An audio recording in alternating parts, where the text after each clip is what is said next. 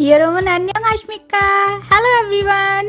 दोस्तों अब बात करते हैं एपिसोड 7 की। लेकिन उससे पहले अगर आपने इस वेब सीरीज के प्रीवियस एपिसोड्स नहीं देखे तो उन्हें देखना मत भूलिएगा, क्योंकि उसके बाद ही आपको ये स्टोरी अच्छे से समझ आएगी। साथ ही अगर आपने अभी तक हमारे चैनल को सब्सक्राइब नहीं किया तो कर लीजिए और नोटिफिकेशन बेल भी ऑन कर लीजिए, जिससे ऐसे ही एक्सप्लेनेशन वीडियोस आपको मिलती रहें। तो लास्ट एपिसोड में हमने देखा कि राजकुमार आरू को किस कर लेता है, लेकिन वो अपनी इस हरकत के लिए सॉरी बोलने की जगह फिर से उसे किस करने की कोशिश करता है। तो आरू उसे धक्का मार देती है कि इतने में किसी के कदमों की आवाज सुनाई देती है। तो वो दोनों छुप जाते हैं और आने वाला पर्सन और कोई नहीं बल्कि डॉगबर्ड होता है। तो जब रूम में डॉगबर्ड को कोई नजर नहीं आता तो वो वहाँ से चला जाता है और आरू भी वहाँ से चली जाती है। लेकिन डॉगबर्ड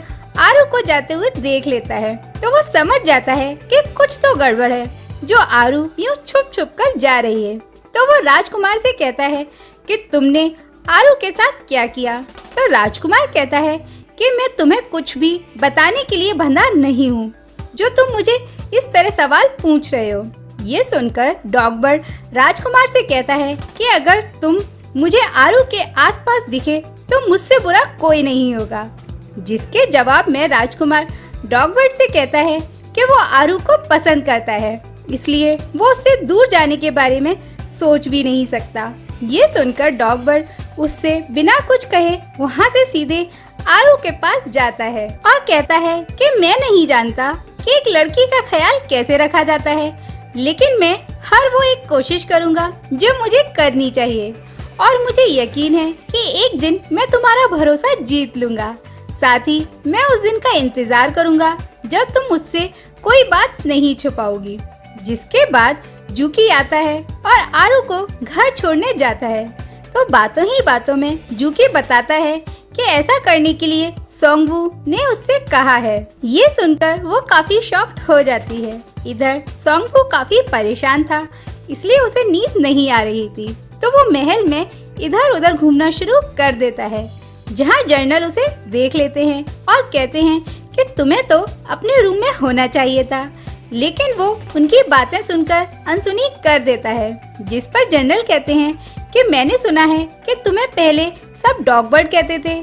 आगे जर्नल कहते हैं कि आने वाला टाइम तुम्हारे लिए काफी मुश्किल होने वाला है, इसलिए तुम जरा संभल कर रहना। नेक्स्ट डे जर्नल डॉगबर्ड, राजकुमार और सोहू से अपनी पालकी उठवाते हैं और एक ब्यूटीफुल जगह लेकर जाते हैं, जहां उनकी क्लास होती है। तो जर्नल समझाते हुए कहते हैं कि दुनिया में किसी भी तरह का ज्ञान पाने के लिए हर एक इंसान को झुकना ही पड़ता है, और जो ईगो दिखाता है उसे कभी ज्ञान प्राप्त नहीं होता।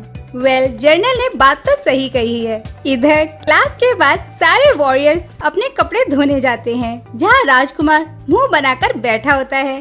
लेकिन उससे भी ज्यादा परेशान तो सोंगवू होता है। तो सोहू उससे कहता है कि क्या हुआ, इतना गंदा मुंह बनाकर क्यों बैठे हो।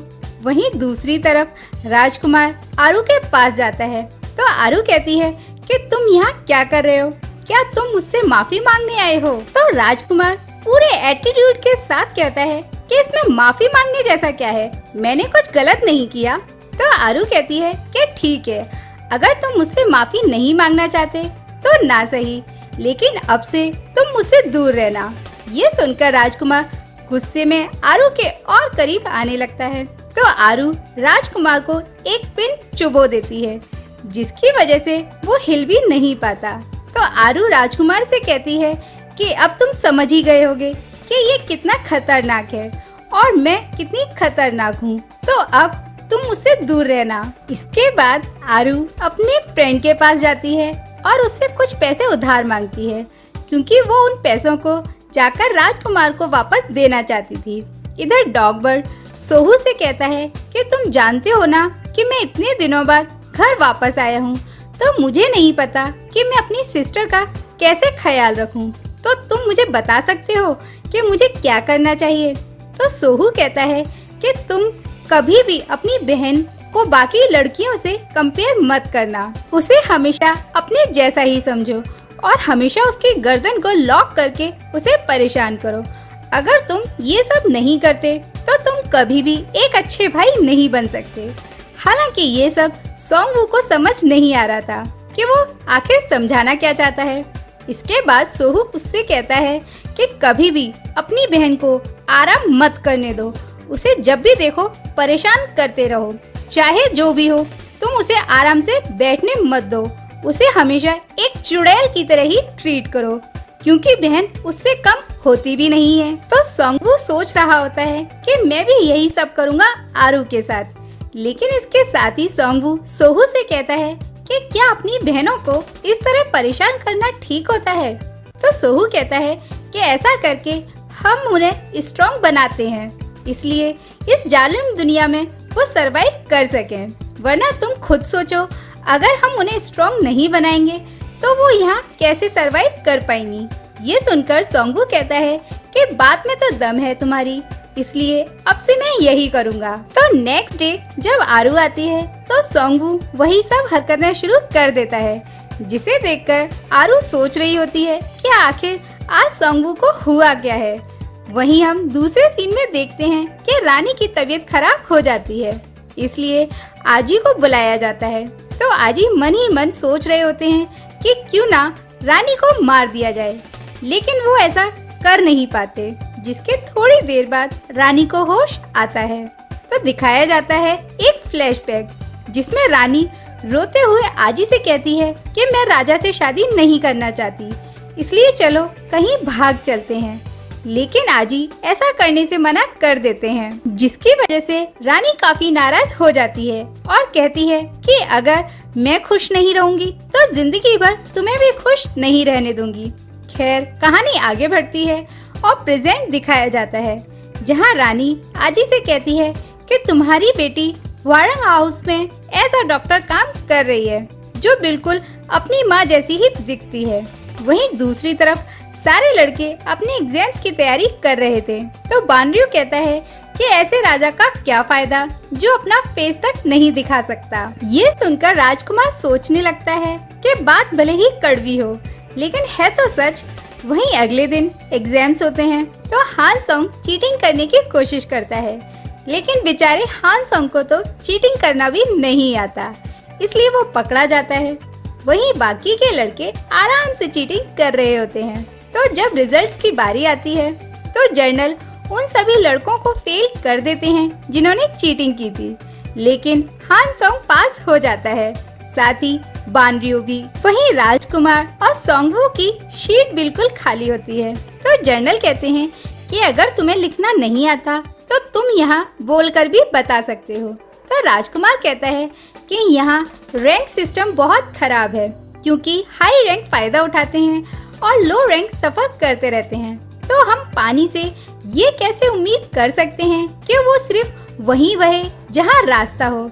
ये सुनकर जनरल राजकुमार को पास कर देते हैं, जिसके बाद सोंगवू कहता है कि पानी को रास्ते से ज्यादा ढलान की जरूरत होती है, जिससे पानी आसानी से बिना रुकावट बहता रहे। ये सुनकर जनरल सोंगवू को फेल कर देते हैं। वहीं दूसरी तरफ आरू सोंगवू को लेकर परेशान हो रही होती है, इसलिए उसने पूरे किचन का सामान फैला दिया होता है। इधर जनरल सोंगवू से कहते हैं कि मैंने तुमसे कहा था कि तुम्हारे लिए यहाँ टिक पाना आसान नहीं होगा। जिसके बाद जनरल मछलियाँ पकड़ रहे होते हैं तो वहाँ राजकुमार आता है और उनसे कहता है कि आपने सोंगवू को फेल क्यों कर दिया, जबकि उसका जवाब एकदम सही था। ये सुनकर जनरल कहते हैं कि जिस राज्य की सोंगवू बात कर रहा है वो यहाँ बन पाना नामुमकिन है। तो राजकुमार कहता है कि आप ये कैसे कह सकते हो कि आने वाला राजा भी ऐसा ही सोच रहा होगा। जिस पर जनरल कहते हैं कि तुम किस राजा से ऐसी उम्मीद कर रहे हो जो खुद रानी के हाथों की कठपुतली है, क्या वो कुछ चेंज कर पाएगा इस राज्य में? आगे जाकर वो राज्य के मंत्रियों की कठपुतली बनकर रह जाएगा। ये सुनकर राजकुमार सोचने लगता है कि इतने सालों में जाने अनजाने ही सही, लेकिन उसने सबका भरोसा खो दिया है। इधर जब आरू को पता चलता है कि जनरल ने राजकुमार को पास कर दिया और सोंगवू को फेल कर दिया है, तो वो जनरल के पास जाती है और कहती है कि आप अपनी ताकत का गलत फायदा उठा रहे हो। लेकिन जब आरू जनरल के पास गई थी वो बहुत गलत टाइम था, क्योंकि उस टाइम जनरल वॉशरूम जा रहे थे, लेकिन आरू ने जाने नहीं दे रही थी। तो जनरल आरू से कहते हैं कि आगे से वो ऐसा नहीं करेंगे और सोंगवू को पास कर देंगे। लेकिन ये सब कहने में जनरल काफी देर कर देते हैं, यानी इमरजेंसी में देर होने का मतलब तो आपको पता ही होगा। वहीं अगले सीन में हम देखते हैं कि आरू राजकुमार को पैसे वापस देते हुए कहती है कि तुम्हारी वजह से मैं अपने भाई की पढ़ाई पर ध्यान नहीं दे पाई, इसलिए वो फेल हो गया। ये सुनकर राजकुमार कहता है कि तुम ये कह रही हो कि मेरा तुम्हारे आसपास होना सब कुछ भुला देता है। तो आरू कहती है कि मैं तुम्हें साफ साफ बता देना चाहती हूँ कि तुम जैसा सोच रहे हो हमारे बीच ऐसा कुछ नहीं हो सकता। ये सुनकर राजकुमार कहता है कि आखिर क्यों कुछ नहीं हो सकता, मैं तुम्हें पसंद करता हूँ तो तुम मुझे क्यों पसंद नहीं कर सकती। इसका आरू कोई जवाब नहीं देती और वहाँ से चली जाती है और ये सारी बातें सोंगवू सुन लेता है। वहीं योंगशेल आजी के पास बीमारी का बहाना बनाकर जाता है और कहता है कि मैं रानी को धीमा जहर दे रहा हूँ, इसलिए जल्द ही रानी मर जाएगी। ये सुनकर आजी कहते हैं कि तो ये सब तुम मुझे क्यों बता रहे हो, जिस पर योंगशेल कहता है कि तुम एक डॉक्टर हो और ये बात तुमसे छुप नहीं सकती, इसलिए मैं नहीं चाहता कि ये बात तुम रानी को बताओ, क्योंकि कहीं ना कहीं रानी तुम्हारी भी दुश्मन है। वहीं आरू सोंगवू को बताती है कि आज माँ की बरसी है। ये सुनकर सोंगवू समझ नहीं पाता कि वो क्या कहे, क्योंकि उसने उससे पहले कभी भी किसी की बरसी अटेंड नहीं की थी। इधर हांगसोंग इन सारे लड़कों के साथ खाना खाने आता है तो योलवुल उससे कहता है कि तुम अपने रूममेट्स के साथ खाना क्यों नहीं खाते, जिस पर वो कहता है कि वो लोग मुझे बिल्कुल पसंद नहीं है, इसलिए मैं उनके साथ नहीं रहना चाहता, मैं तुम लोगों के साथ ही रहना चाहता हूँ। वहीं बानरयू कहता है कि देखा तुम आज के एग्जाम में फेल हो गए। ये सुनकर योलवुल कहता है कि मानो या ना मानो, लेकिन आज के सभी के आंसर्स में सोंगवू का ही आंसर सही था। वहीं सोंगवू कहता है कि क्या माँ की बरसी अटेंड करना जरूरी होता है, तो हांसोंग कहता है कि माँ की बरसी से ज्यादा जरूरी कुछ नहीं हो सकता, मैं होता तो सीधे दीवार तोड़कर ही चला जाता। जिसके बाद योलवुल सोंगवू के जाने के लिए एक प्लान बनाता है और जनरल को शराब पिला देता है, जिससे वो और बाकी के ऑफिसर्स बेहोश हो जाते हैं और बानरयू को छोड़कर बाकी सारे लड़के बाहर चले जाते हैं। जिसके थोड़ी देर बाद बानरयू का मन भी बाहर जाने का करता है और वो भी चला जाता है। इधर राजकुमार यहाँ से सीधे महल में जाता है, जहाँ महारानी उसे देखकर नाराज होती हैं। तो वो बड़े आराम से कहता है कि मैं जानता हूँ कि आप मेरे लिए ही ये सब कर रही हो, लेकिन क्या आपने कभी ये सोचा है कि आप मुझे प्रोटेक्ट करने के चक्कर में हर दिन कमजोर बना रही हो, जो मेरे या आपके लिए अच्छा नहीं है। इधर आरू और आजी पूजा कर रहे होते हैं कि उसी टाइम सोंगवू आ जाता है, तो उसे देखकर सब खुश होते हैं।